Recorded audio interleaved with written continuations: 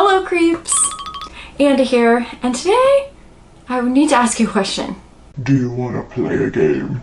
Basically, I came across this website and it's called the ABCs of Horror Tropes.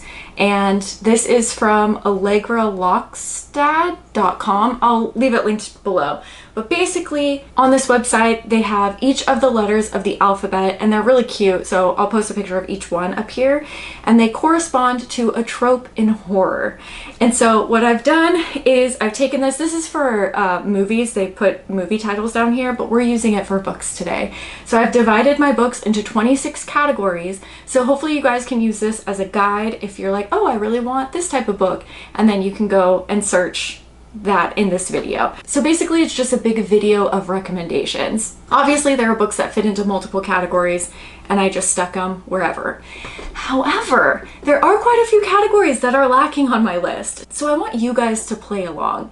I would like you guys, if you have recommendations for each category, list the letters of the alphabet in the comments and then write your book recommendations for each one. So this can just be a huge book recommendation for each category. I think that would be really fun, and I need help on some of these. So let's just jump in and get started.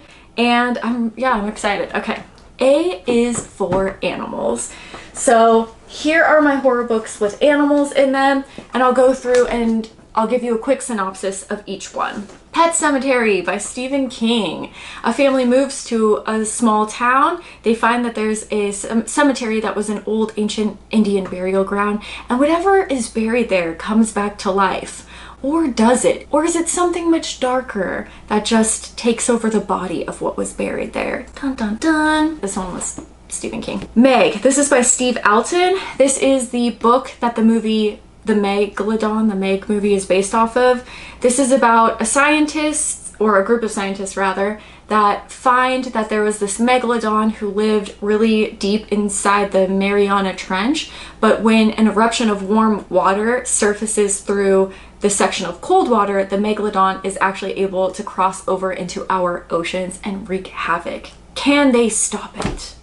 Next we have Jaws. This is by Peter Benchley. I mean, I'm pretty sure everybody knows this one. You know, it's a rogue shark that goes around killing people. The next one is Tender is the Flesh by Augustina Bazterrica. This one is about animals, but it's not. It's about this illness that supposedly infects all animals, and all livestock is killed off. Humans are not allowed to eat animals anymore. I think all animals in general are killed off, because even when she comes into contact with a dog, it's very, like, she doesn't know if the dogs are okay, if they're infected with this illness, or if they're normal. So I think it's all animals, but regardless, we cannot eat animals anymore. So what do? We create humans for consumption. Next up, Peter Benchley Beast. So this is the writer of Jaws as well. This is just another giant sea animal. The scientists are trying to figure out and track this giant animal because deaths keep occurring around this one specific area. They're worried because if it's a larger animal, it can throw off the whole ecosystem. So they try to hunt down the beast. And next up, we have Thomas Harris's Hannibal. Now this one isn't just about animals. You know, you guys know it's a Hannibal Lecter story, but there are a lot of pigs in this one, and they do play a pretty big role in consuming the corpses of people, so I thought I'd throw that one in there just for fun. B is for bugs. Here we have Silence of the Lambs. This is also by Thomas Harris, and you guys know moths, or the death head moth, are abundant in this book. This is about a serial killer who likes to abduct women and skin them. And so the detectives are trying to figure out who he is and stop him before he abducts another woman. Next up, we have To Be Devoured. This is by Sarah Tantlinger, and this one is about, again, it's about the relationship between two women, but there are bugs that are used as devices in this story, so I thought I would throw it in here. This is a weird little fun book where one of the girls is kind of losing her mind slowly, and the other girl in the relationship kind of wants to take a step back after our first girl creates like a little thing out of dead moths' bodies. Kind of freaks her out a little bit. It's really just for, you know, descent into madness. Next up, we have Paradise Rot, which actually fits into another category as well perfectly. So this one's kind of I'm gonna recommend this one twice. But anyways, this is by Jenny Haval, and this is again about a relationship between two women, and they move in together and they become close. They almost become like one, and their house forms this ecosystem where there's fungus and there's bugs, and the story is actually rather interesting. I also want to point out too, not all of these fit into the genre of horror perfectly, but I think that there's enough horror in each of these books that we're talking about today that they're worth mentioning. All right, C, ladies and gentlemen, cabins. A lot of horror books that have to do with cabins. First, we have The Cabin at the End of the World by Paul Tremblay. When a family goes to stay in the woods and people break in and tell them that if they don't willingly sacrifice one of their own, the world will end, what will the family decide? This is The Troop by Nick Cutter. This is about a little, what do you call them? Boy Scouts troop that goes to stay on this island in this cabin where a man who's very sick with an illness comes into contact with them. Will they survive? Ex-Boogeyman by Christopher Triana. This is a fun little read for summer for sure. This is about a man who's kind of down on his luck. He used to be the face of this really big horror franchise that has garnered a cult following over the years, but the studios are remaking it and not with him as the lead killer. So he kind of starts to lose his mind, and at the same time there are a group of tourists who are staying at the cabins at this water rafting place where the original films were actually filmed. He descends into madness, returns to his old stomping grounds, and murders everyone. Next, we have Jack Ketchum's Off Season. What a fun tale of cannibalism. This is about friends that stay, I don't know if it's exactly a cabin. It's more like an Airbnb type place. I can't remember if it's specifically a cabin, but it fits into this category, I feel, because it's just kind of a house alone on its own, but there happens to be a rogue group of cannibals that are after them. Will they survive? Next, we have Dreamcatcher by Stephen King. This is about a group of friends where every year they go hunting in the woods, but one year when they go hunting, they find a man who's very ill, and they take him in, and it turns out that there are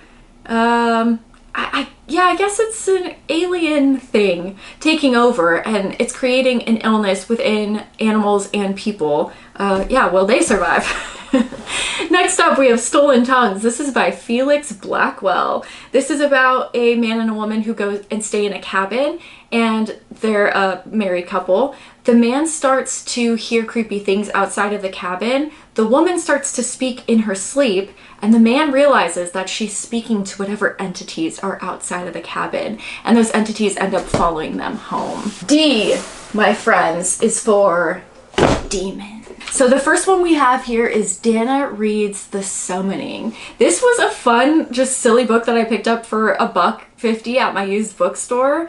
And basically, yeah, these demons just surface and come to Earth, and the town or the family in the town is trying to figure out if they can get rid of them. And it's just a fun little creepy book. The next one we have is The Exorcism of Annalise Michel. This is by Felicitas D. Goodman. This is actually a nonfiction book. However, it's the true story behind the exorcism of Emily Rose, that horror movie that came out. So I feel like it still fits in this category, but it is a nonfiction book. It is terrifying though. It's about this young girl named Annalise, and this is the girl that the book is based off of, or the movie's based off of. It's her experience with this illness that could potentially be demon possession, but the stuff that she went through is horrendous. The next one is Rosemary's Baby. This is by Ear 11, and I'm sure everybody knows the movie Rosemary's Baby. It was based off the book. It's about Rosemary. She becomes pregnant. People in her life are acting weird, and she doesn't know who she can trust. Next up, we have Ray Russell's The Case Against Satan. This one is about demons, but it's also really not. So I wanted to include it because I do absolutely love this book, but I don't know if you should pick it up because you're looking for a demon book. So maybe this is a dumb one to include, but basically it's about a young girl who comes to the church that believes that she's possessed. The priests believe that she's possessed, and they dive more into her background, and it becomes more than just the story of demon possession. And possession is such a small factor in this book, but it really is a fantastic read. This one too, The Hellbound Heart by Clive Barker. This is the novella that Hellraiser is based off of. And so they are about Cenobites, you know, and demons to some, angels to other. I don't necessarily know that they're demons, and I wouldn't use that word to describe them.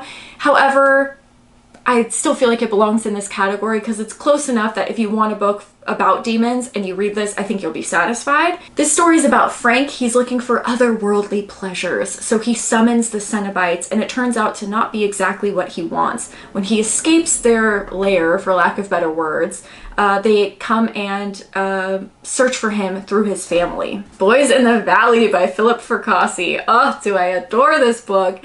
This is about a group of kids at a boarding school, but it's like a religious boarding school, and I think it takes place in the 1800s, if I'm not mistaken, or early 1900s. It's an orphanage, sorry, not a boarding school. One night when a group of locals from down the road stop by and bring a man who needs help from the priests. He has some occult symbols carved on his body, but when he passes away, he releases an evil onto the orphanage and all hell breaks loose. This is a fun, fantastic read. The Exorcist by William Peter Blatty. It's what the movie is based off of. It's a really creepy story. I would say that this one though has a little bit more interaction between the priest and the demon. So yeah, it just depends what you're looking for, but definitely worth a read, absolutely.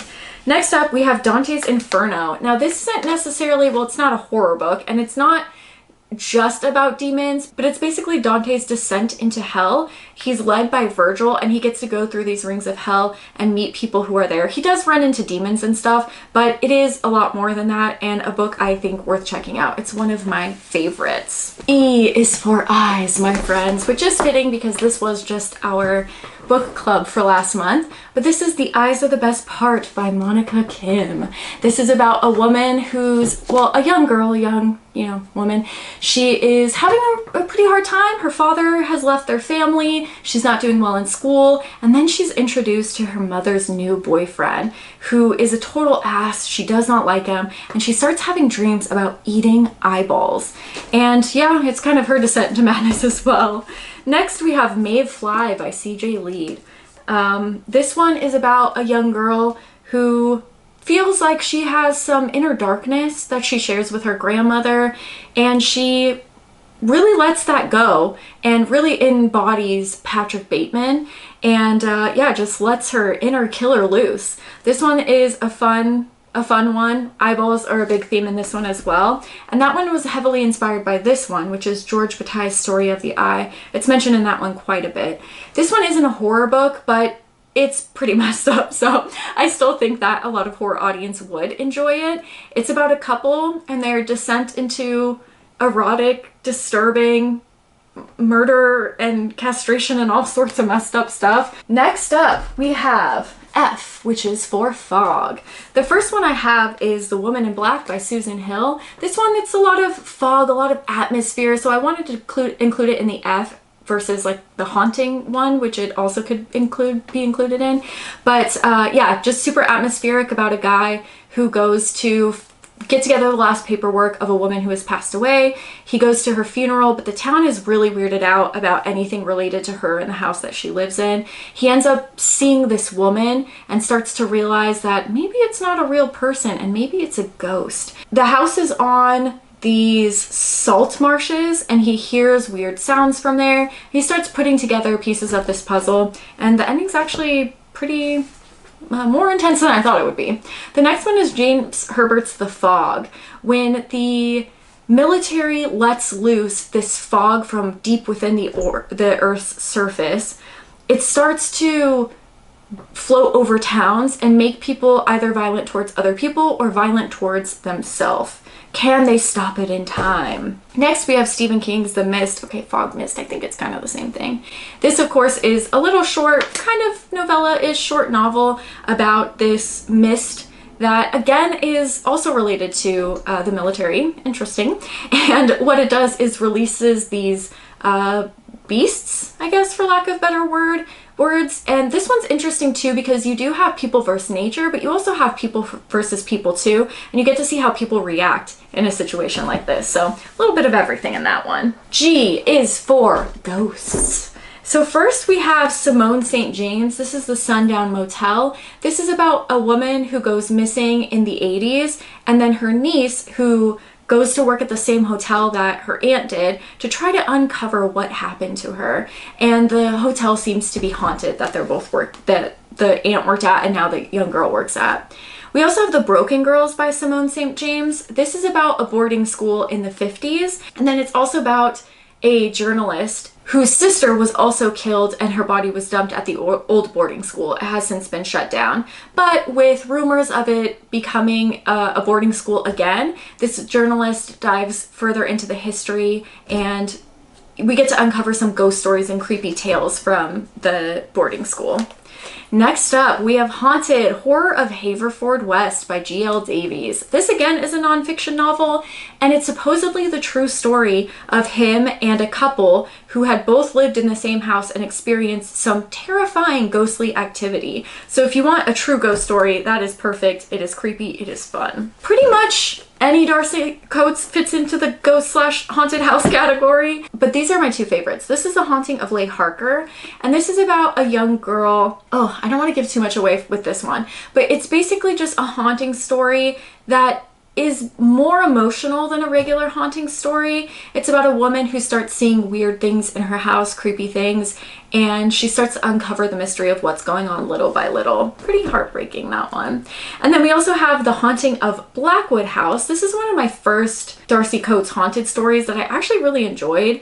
It's about a woman whose childhood was filled with seances and creepy stuff, but she has pushed all the occult aside and has bought a house from a previous serial killer. It stood abandoned for many years, but because she's not into the occult and she doesn't believe in those things, she really thinks she can go into the house and turn it around.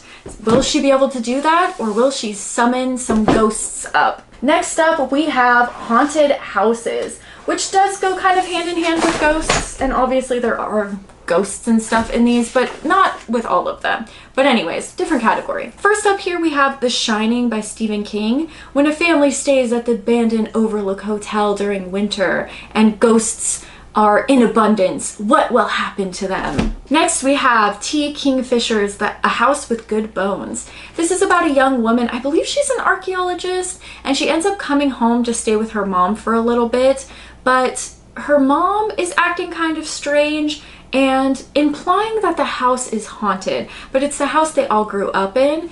And this one is kind of a fusion between horror fantasy. So if you're okay with fantasy, I would check this one out. But if you don't like fantasy, that one might not be for you.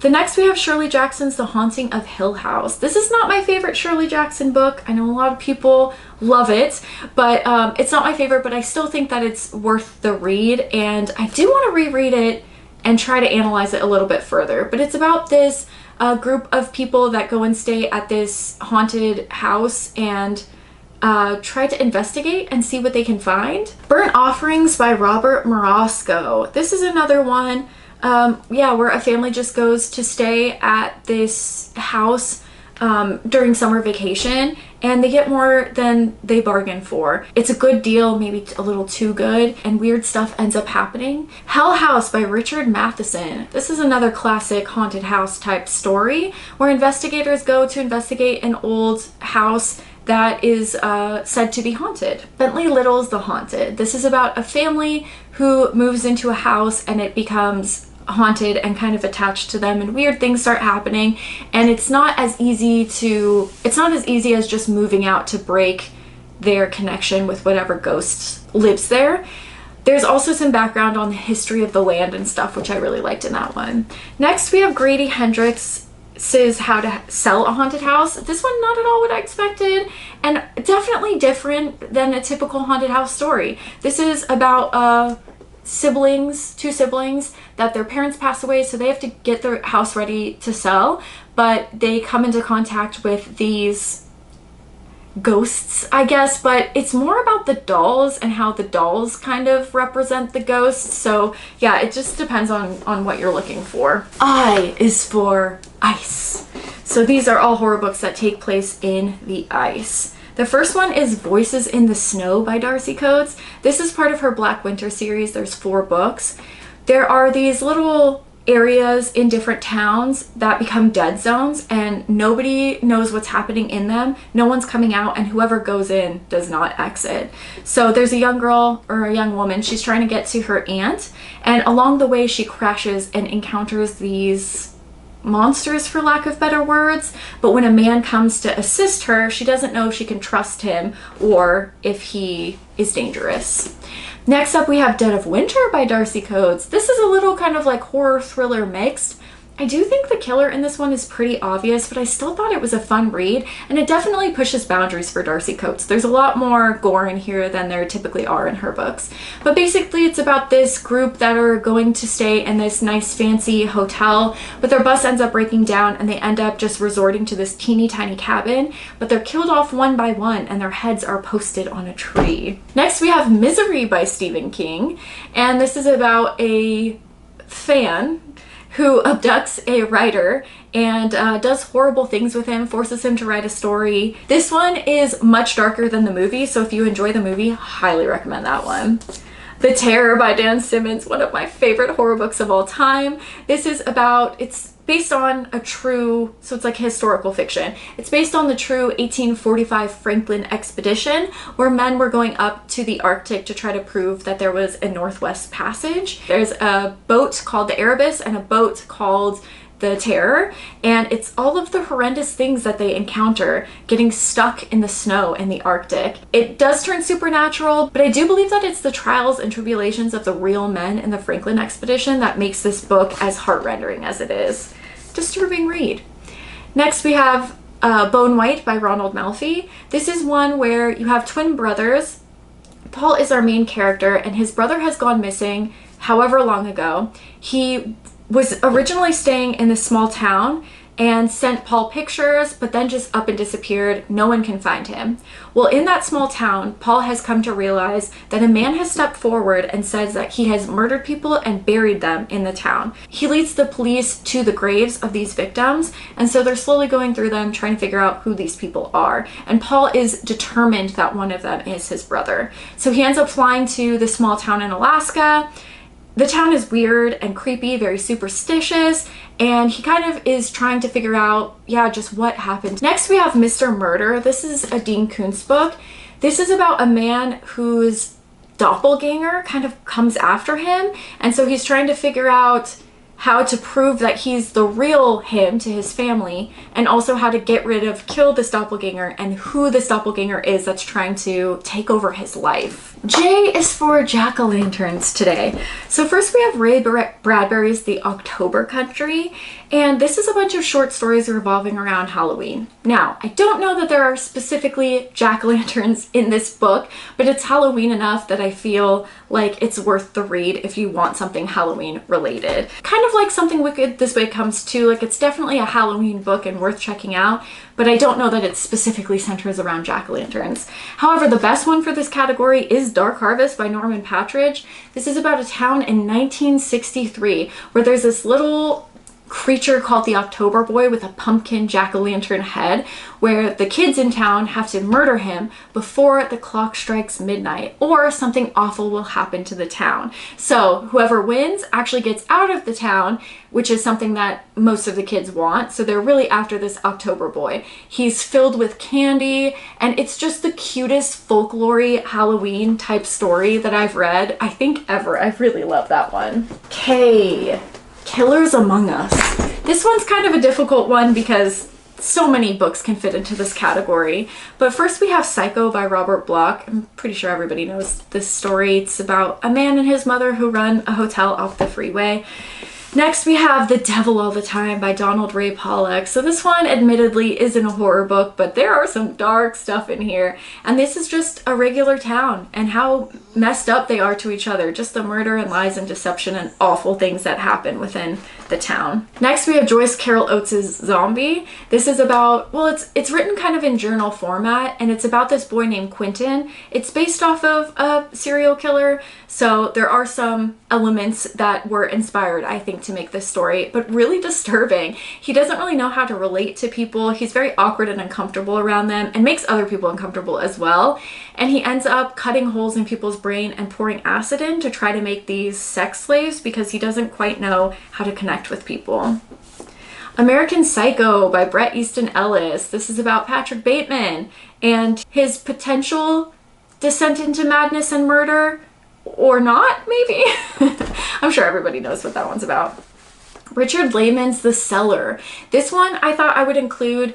There is an element of monsters in here, like a beast at this house that I think it's called Beast House, where, yeah, Beast House, where people pay to see figurines of people who have been murdered by this beast. But it's also about this family running away from the father because he does terrible things to the daughter. And so I wanted to include it because Killers Among Us seems like a good category to incorporate a father who just does horrible things and is a horrible person. The next one, Mr. Mercedes by Stephen King. This is another one where it's just a normal guy who commits murder and people are trying to find out who he is. You have an investigative group that are trying to figure out who he is, and he's called the Mercedes Killer because he runs a Mercedes into a group of unsuspecting bystanders and then just continues to murder from there. The Shards by Bret Easton Ellis. This one I can't give you too much information on, but this one belongs in this category. This is a great, great book where Bret Easton Ellis himself is the main character, and it's about him in high school. Not about him in high school, but he's a character in high school. And it's kind of about his sexuality and kind of, you know, finding himself. But there's also this weird cult that's around LA at the time, and it seems to be infiltrating his friend group. There's a cult, and then there's also a killer on the loose as well. So he feels like his friends are being mixed up into these groups. And it's kind of his descent into madness too. He becomes more and more unreliable the more drugs he takes, and his descent becomes very evident near the end. But he's trying really hard to prove that the new kid in town might have something to do with all the weird stuff that's going on. Great book, really fantastic read. A weird one, but good. Sorry, I had to change the battery so it might look a little bit different. But the next one, L, is for Lake. And surprisingly, I looked through all of my horror books and I could only find one book that had to do with a lake. So there's quite a few of these that I'm looking for you guys for the answers to. But this is Dead Lake by Darcy Coates. This is a novella with some short stories after it, but it's about a woman who goes to stay at her uncle's disconnected cabin kind of off the grid near a lake to finish paintings for an upcoming kind of exhibit that she'll have, but she's running out of time, so she really needs to focus on her paintings. But she starts seeing a figure at the lake, and the story continues from there. She's trying to figure out if it's a real person or if it's something more supernatural. Next up, we have Mad Scientists. So the first one I have here is Intercepts. I think this one fits into this category. My friend's borrowing it right now, so I don't have it. It's about a man who works at this top secret facility where they're kind of experimenting on humans, and you don't quite know what's going on first, but you can see that the humans are kind of, their humanity is taken away from them. They can't see, they can't hear, they don't quite know where they are, but the story spins into something crazy. Next, we have Herbert West Reanimator. This is by H.P. Lovecraft, and this is actually the serialized story that the movie Reanimator is based off of. So this one is quite fun, actually. It's about a man who steals bodies from the grave and does experiments on them to try to, reanimate them from the dead. It's like the movie, but it's not. Maybe I'll do a movie versus book on that one. That might be fun. I also have The Invisible Man by H.G. Wells. This is another mad scientist one where a man is performing these experiments on himself and accidentally turns himself invisible, but it slowly starts driving him mad as well. Really fun story. The next one is The Island of Dr. Moreau by H.G. Wells.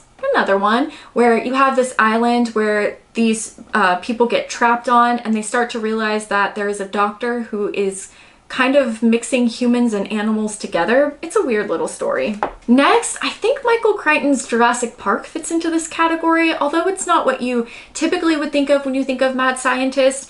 They are scientists that are doing what they shouldn't be doing and recreating these beasts from the past to make Jurassic Park, so I think it fits in here.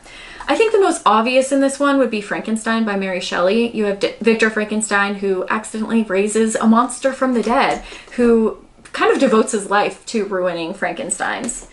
I think this one also fits too. This is Robin Cook's Coma, and although again this isn't really what you think of when you think of mad scientist, this is kind of like a modern age mad scientist where there's a woman who works at a hospital and she starts noticing that the rates of patients being put into comas is much higher than the national rate. So she does some investigating and digging into the hospital and what actually is going on. And I think this one fits into that category as well. Okay, our next category is kind of a weird one. It's N is for night. And yes, I could pick books that take place at night, but vampires is another category and all those would fit into it. And I feel like most horror books take place at night at some point. So instead I changed this one a little bit. And so it is night, but these are books that I would recommend reading at night. They're just kind of creepy, fun reads.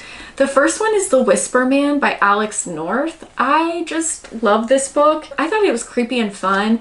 It has kind of Silence of the Lamb feel to it a little bit, but there's a killer that's in jail and they're asking him questions about this new killer that has popped up. Some children are being murdered and they call him the Whisper Man because before the children are abducted, they hear him whispering outside of their house. Super creepy. It's also about a man with a young child and he starts acting very weird. Creepy kid horror trope as well. This is Pen Pal by Dathan Arwak. I love this one. This is a fantastic read. This is about a man who's looking back on his life and in retrospect he can see some weird things happening in his childhood that he couldn't quite understand or see when he was younger. I don't want to give too much away because I think this is one where you go in, you don't expect anything, and this one's pretty messed up. I really enjoyed that. Another one I really liked was From Below by Darcy Coates. This is a fun read. This one will not be for everyone though, and it's more like a light-hearted horror book. I mean, most I would say of her books are. This one is about a group of people who are trying to put together a documentary about this shipwreck called the SS Arcadia that sunk 60 years before. And nobody knows what happened to it, nobody knows why it went down or where it went down. So they will be the first people to encounter this shipwreck. So they're stoked. So you have that timeline, but you also go back in time and see what actually went down on the SS Arcadia, and it is creepy. Those scenes are my favorite in the book.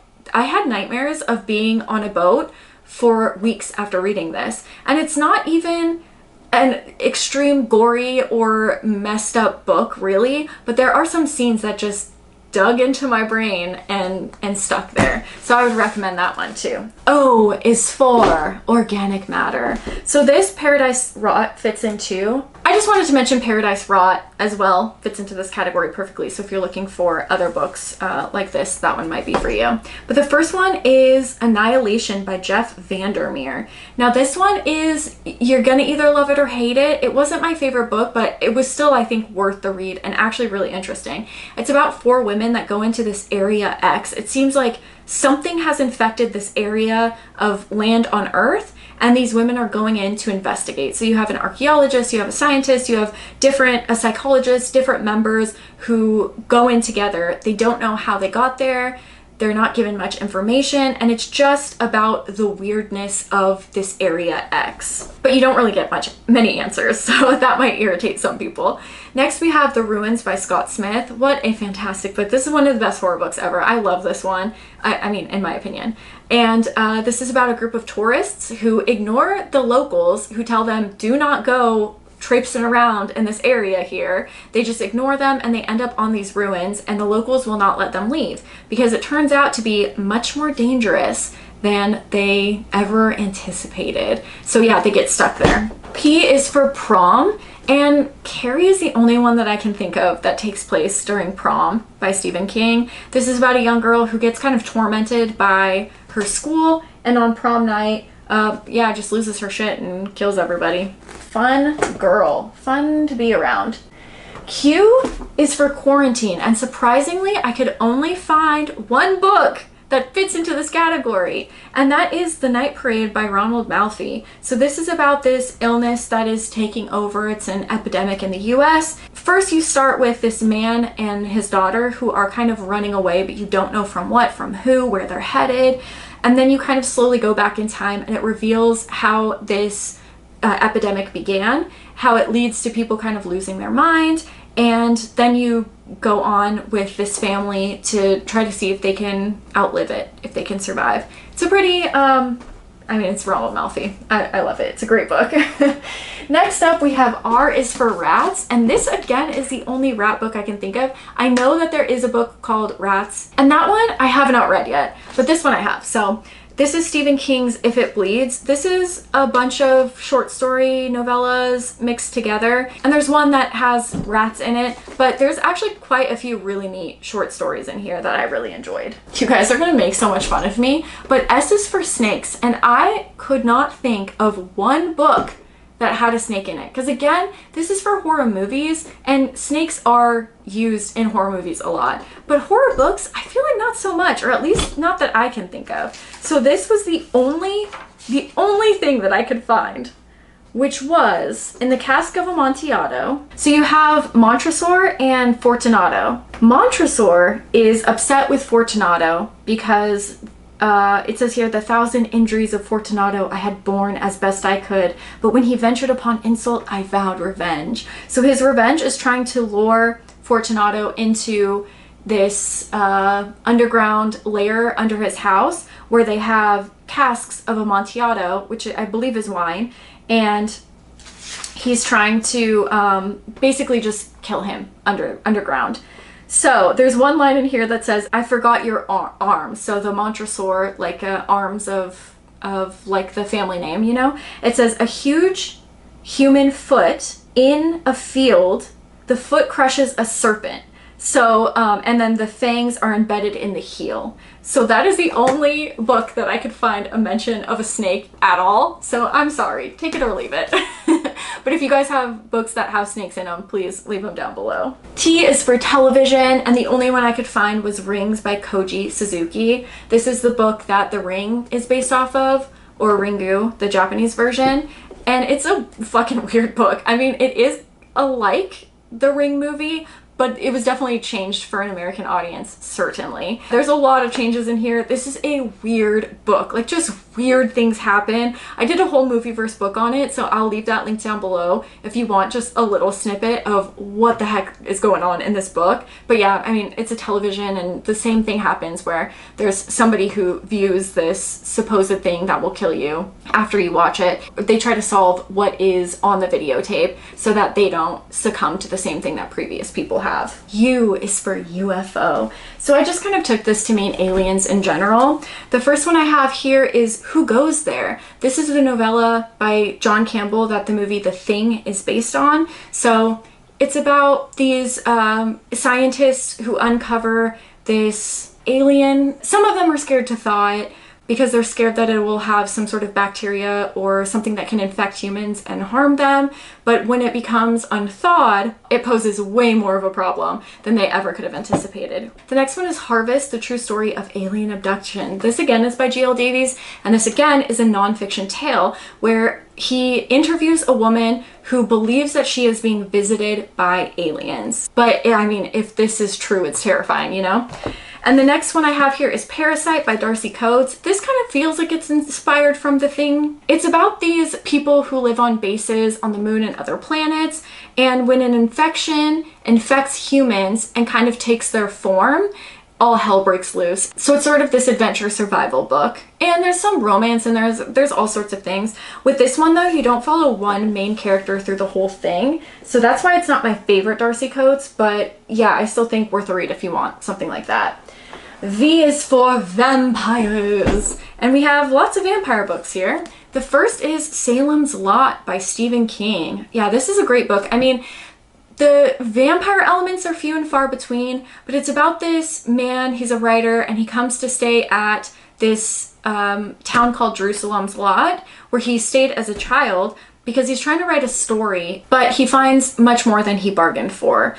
This one, the vampire stuff is kind of few and far between, but the craftsmanship of the narrative, the way that he keeps 50 characters in order in the reader's mind is just so impressive. I think this book really shows why Stephen King is and will always be at the top of the horror game. The next one is Suffer the Children by Craig DeLuey. This is about a illness that affects all children in the world and kills them all. But when they raise from the dead, seeking blood, what will their family do and how far will they go to provide for their children? It really is kind of like this beautiful story of how far people would go for their kids, but it's also pretty messed up as well. That was a fun one. I Am Legend by Richard Matheson. This, surprisingly, if you guys have only seen this movie, I Am Legend, is actually about vampires. And it was made into the movie The Last Man on Earth with Vincent Price. That one's definitely worth checking out too, and much closely related to this one. This one's about Robert Neville. And yeah, it's about how he's surviving this plague. He's trying to figure out why he was the only one to survive. You get to see him lose people in his family. He's scavenging for food and he's just trying to survive, but also not come in contact with those who are infected. Next, oh my gosh, the Let the Right One In by John Lindquist. This is one of the best books ever written. I loved this book. I really did love this one. This is about I'm sure you guys have probably seen one of the movies, but this is about a young boy who befriends his next door neighbor who is actually a young vampire. And it's so much more than that. I mean, the story is way more intricate, and it is about his life and his relationship with his parents and bullies, and about the young girl and what she's endured. And it's a really great vampire book. Next is Carmilla by Joseph Sheridan Le Fanu. And this is, yeah, another vampire story. This girl kind of lives out on her own with her father. She's supposed to have a friend come and stay with her, but that ends up getting canceled. So she's kind of down, upset about it. But when they run into a sick girl, she begs her father, can we take care of her? Because then I can at least have a friend. And so the young sick girl comes and lives with them. But when other women around the town become ill and pass away, you start to question what's going on. And the last one, I can't say is a book recommendation because I haven't actually read this one yet, but I mean, Dracula by Bram Stoker is the most classic maybe vampire story. Oh, you know what? I just remembered another vampire story. The first vampire book, no, the second vampire book ever written. Oh, The Vampire by John Polidori. This one is one of the first vampire books ever written, and it was really interesting to read to see kind of where the genre of vampires began in literature and how similar and different that vampire is from our modern day vampires. So yeah, fun to read for that. W is for werewolves, and unfortunately the only werewolf book that I have read that I can think of is Cycle of the Werewolf by Stephen King. This is a fantastic book though. It goes through each month in the town and about how this town is just afflicted with this werewolf. I'm not huge on monster type stories, but this one was a blast. Really beautiful pictures in here, and yeah, I loved this one. X is for X Marks the Spot, and I know that there are more books that would fit into this category, but I just truly cannot think of any of them. So this is the only one I can think of. This is called Bones by Jane Burke. I think it's like number 7 in a book series, and I randomly picked it up for $1 at my used bookstore, and I read it a long time ago, but it's basically about a man who's a killer, but he is saying that he will lead the cops to the bodies of people that he's killed because he's on death row. So this is like last chance to put to rest the people that were murdered by him. So he ends up taking the police and different people to the sites, and it turns out to be more than what the cops expect it to be. But yeah, I don't know. Let me know what other books fit into that category. Y is for youth. There's quite a few that fit into this category. Maybe the most popular, Stephen King's It. A group of young kids try to defeat this evil clown alien entity. I mean, I'm sure everybody knows what this story's about. I really want to read that book again because it has been years since I've read it. Children of the Corn by Stephen King is another one. This is a short story novella, and I'm sure again that you guys know what this one's about. It's about these children in this town that have kind of created their own religion and murdered off their parents and all the adults in the town. However, I'm not a big fan of the Children of the Corn movies. The book is so good. It's one of my favorite Stephen King short story novellas, so highly recommend the read if you're interested. I did a movie verse book on that. I'll leave that one linked down below. Next, we have The Bad Seed by William Marsh. This is an older book, so it might not be for everybody, but still a really interesting read. It's about this mother who has this child who's the bad seed, and weird, horrible things keep happening every time this girl is around other people. And so on one hand, the mom wants to protect her at all costs. On the other hand, she's kind of playing dumb and like, oh, I'm so stupid, I'm just a woman, I don't know what's going on, but she secretly knows what's going on. They have neighbors that get into more discussions about psychology and things like that. And then you also have this groundsman who has a really weird relationship with our main character, and they're just really interesting characters in themselves. So yeah, I would say this one's worth the read. There's a movie about that as well. It's also called The Bad Seed. And so I'm definitely gonna check that out, but I haven't watched it yet. The next one is Summer of Night. This is by Dan Simmons. This is one of my favorite horror books as well. Fantastically written. Like, if you want a book that really shows you nostalgia of being a kid, this is it. Just riding bikes with your friends and throwing dirt clods at each other and just, you know, having a blast and having no energy and, you know, riding your bike for hours and hours in the heat of the summer, but still doing it because you're having so much fun. This is a great book. So this is about a group of young friends who start to see that something is going on with the town, but nobody's paying attention to it. So it's really up to them to try to stop this evil that's infiltrating. It kind of does have like an It feel to it, I think. And the last one we have is Zombies. It is sad to say that this is the only book that I can recommend that's about zombies. And now that I'm looking at it, I don't think I finished it. This is World War Z by Max Brooks. And this is so freaking different from the book or the movie. It's really nothing at all like the movie. This is, yeah, it's so different. This is basically about this journalist who's going to different countries and interviewing different types of people about the apocalypse that happened. So it's kind of post-apocalypse, but not post-apocalyptic. You know what I'm saying? So he's going around and trying to figure out like how this began, how it affected certain people. And it was interesting, but apparently I didn't finish it, so I should probably go back. Or I just left my little clip in there. I don't know. I'll have to revisit that one. But please let me know if you guys have any other zombie recommendations. So that is the A to Z of horror tropes. Let me know what you guys think about these. Please feel free to leave your A to Z horror tropes down below of books that you love. Maybe in the future we could do this with movies or something if you guys like. And there's so many different lists of horror tropes. This is just one of them, and I liked the cute pictures that they drew. So we can definitely do this again with other tropes. Let me know. And thank you so much for watching, and I will see you soon with another horror video. Happy October!